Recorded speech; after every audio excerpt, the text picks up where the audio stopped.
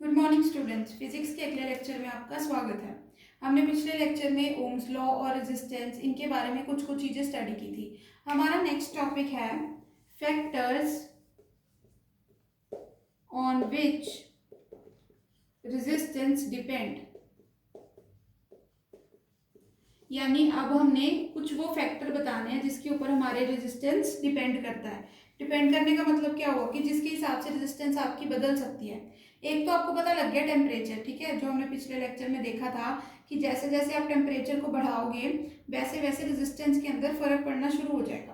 पर रेजिस्टेंस कोई और फैक्टर्स भी होते हैं जिस पे वो डिपेंड करती है। सबसे पहला फैक्टर तो होता है बच्चे लेंथ ऑफ द वायर,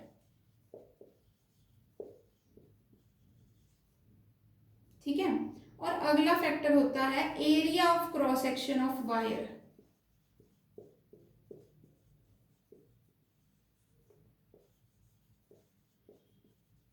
ठीक है, मतलब जो आपकी रेजिस्टेंस होती है ना वो इन दो फैक्टर्स पे डिपेंड करती है बच्चे। एक तो डिपेंड करती है आपकी वायर की लेंथ पे और दूसरा डिपेंड करती है कि आपकी वायर का क्रॉस सेक्शन एरिया कितना है उस पर। ठीक है, अब हम इन चीज़ों को समझते हैं। मैं आपको प्रैक्टिकली थोड़ा समझाती हूँ कि इसके हिसाब से रेजिस्टेंस कैसे फर्क पड़ेगी। ठीक है, मैं इसको रब कर रही हूँ, आप इसको नोट करके रखना अपनी कॉपीज के अंदर। अब मान लो बच्चे, अब सबसे पहले हम ये देखते हैं कि वायर की लंबाई, वायर की लेंथ पे आपके रेजिस्टेंस पे क्या फर्क पड़ा। उसको समझने के लिए आप एक सिंपल सी चीज लो। मान लो आप ये एक वायर ले लो, ए वायर, और एक वायर ले लो बी वायर।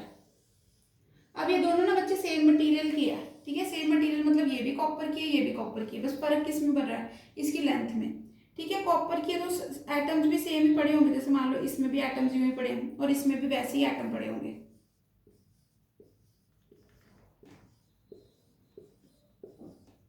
ठीक है बच्चे, उसी तरीके से एटम इसमें पड़े हैं। अब देखो एक इलेक्ट्रॉन को बच्चे यहां से यहां तक गुजरना है, इसमें से भी एक इलेक्ट्रॉन को यहां से इधर की तरफ जाना है।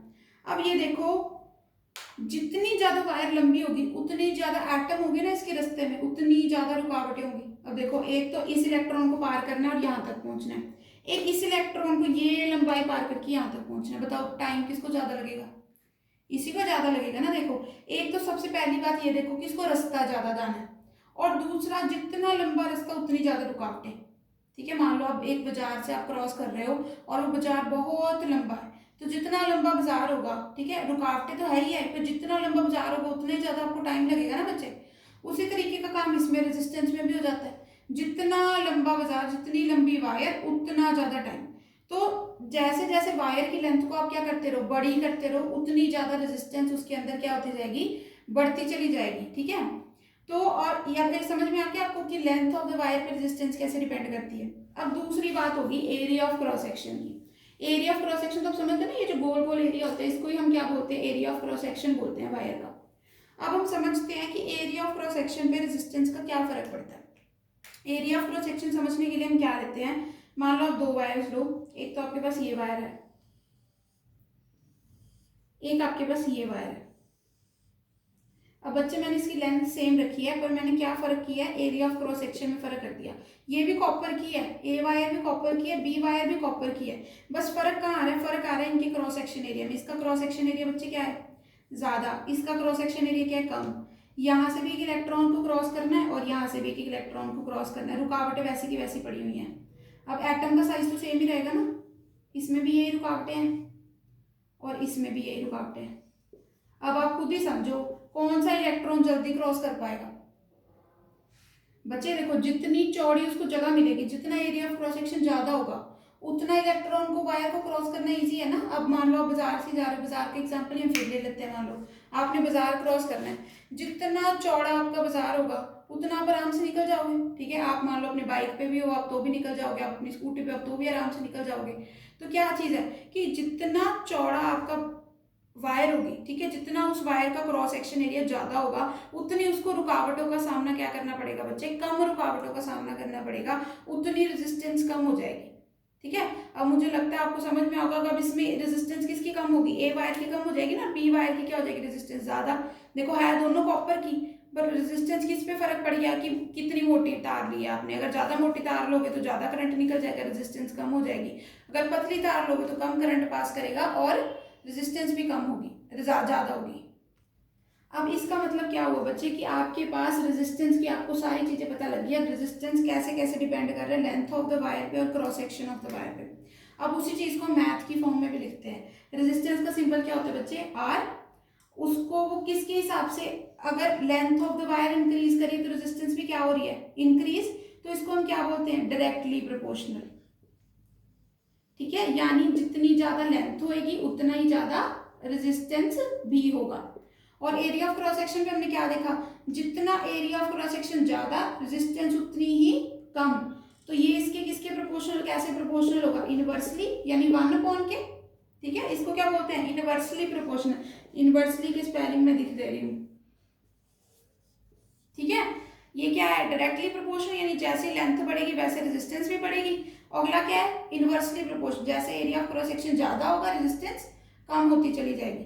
अब इन दोनों को मैं कंबाइन करके लिख सकती हूँ बच्चे। देखो कंबाइन करके मैं कैसे लिखती हूँ, समझो इस चीज को। कंबाइन करके मैं यूँ लिख दूँ, R proportional to L by A. लिख सकते हैं ना एक ही चीज में, लेंथ बढ़ेगी रेजिस्टेंस बढ़ेगी, एरिया ऑफ क्रॉस सेक्शन बढ़ेगा तो ये कम होती चली जाएगी। अब जैसे ओम्स लॉ के अंदर हमने किया था कि प्रोपोर्शनैलिटी की साइन को हटाने के लिए हम क्या लगा देते थे, एक बीच में कांस्टेंट। वही काम हम यहाँ करेंगे। रेजिस्टेंस है, प्रोपोर्शनैलिटी साइन को हटाना है, हम क्या लगाएंगे, कांस्टेंट। ये कांस्टेंट को क्या बोलते हैं, रो, एल बाय ए। अब ये देखो, अब इस कांस्टेंट का भी अपना एक स्पेशल नाम है, इसको हम क्या बोलते हैं, रेजिस्टिविटी। इसको क्या बोलते हो आप रजे, रेजिस्टिविटी। अब यानी समझो, अगर आपको अब रेजिस्टेंस के बारे में पता लग गया है, रेजिस्टेंस किस किस पे डिपेंड करती है। अब कल आपके पास एक नया कांस्टेंट आ गया, रेजिस्टिविटी। अभी आपको रेजिस्टिविटी को समझना पड़ेगा कि अब ये क्या चीज है। ठीक है, रेजिस्टिविटी को समझने के लिए हम सिंपल सी काम करते हैं बच्चे। इसको ये रखो कि अगर मान लो आपका लेंथ 1 मीटर है आपकी वायर की, और एरिया ऑफ क्रॉस सेक्शन कितना है बच्चे, 1 मीटर स्क्वायर। ठीक है, मान लो आपने कोई ऐसी वायर ली है बच्चे जिसकी लेंथ भी कितनी है, 1 मीटर। ठीक है, और एरिया ऑफ क्रॉस सेक्शन, ये चौड़ापन भी कितना है, 1 मीटर स्क्वायर। तो रेजिस्टेंस निकालो कितनी आएगी, R is equal to rho. Length कितना है, 1, एरिया ऑफ क्रॉस सेक्शन क्या है बच्चे, वो भी 1। तो आर किसके बराबर आ गया, रो। यानी यहाँ पे आपको सीधी सीधी बात पता लगी, रो भी क्या है, रो भी एक तरीके की रेजिस्टेंस ही है। पर किसकी रेजिस्टेंस है, ऐसी वायर की रेजिस्टेंस है जिसका लेंथ क्या होगा बच्चे, 1 मीटर, और उसका एरिया ऑफ क्रॉस सेक्शन भी क्या होगा, 1 मीटर स्क्वायर ही होगा। ठीक है, तो मैं रेजिस्टिविटी की आपको डेफिनेशन लिख दे देती हूँ। आप डेफिनेशन से इस बात को समझने की कोशिश करना कि रेजिस्टिविटी क्या है। Resistivity of a material is resistance of a wire of 1 unit length and unit area of cross section।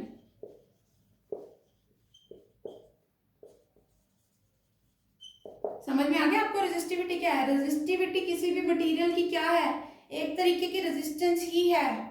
और कैसी वायर की, जिसका लेंथ क्या हो, 1 मीटर, और इसका एरिया ऑफ क्रॉस सेक्शन क्या हो, 1 मीटर स्क्वायर। समझ में आ गया आपको।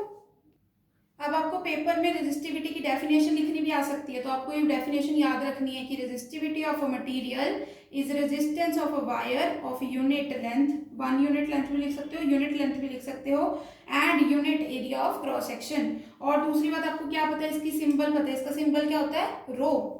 अब अगली एक और इम्पोर्टेंट चीज रहेगी रेजिस्टिविटी के बारे में, और वो इम्पोर्टेंट चीज क्या है कि रेजिस्टिविटी का यूनिट क्या होते हैं। अब वो यूनिट निकालते हैं, अब देखो, R rho L by A. रजब यहाँ से रो निकालो, रो कैसा आएगा, R multiply by A divide by L, यही आएगा ना रजब, रो भी।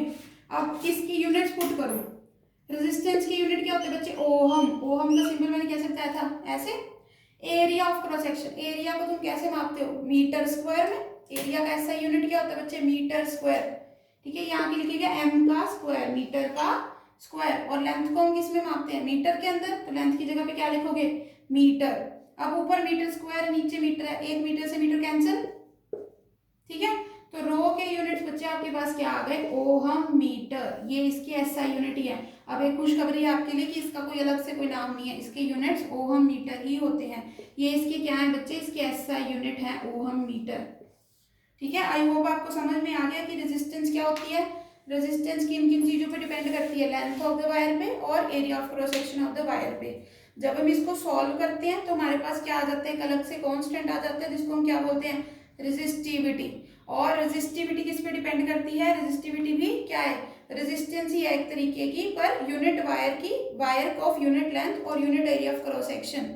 और अगला उसका ऐसा यूनिट क्या है, ओहम मीटर। तो आज के लेक्चर में हम इतना ही करेंगे, बाकी करेंगे नेक्स्ट लेक्चर में।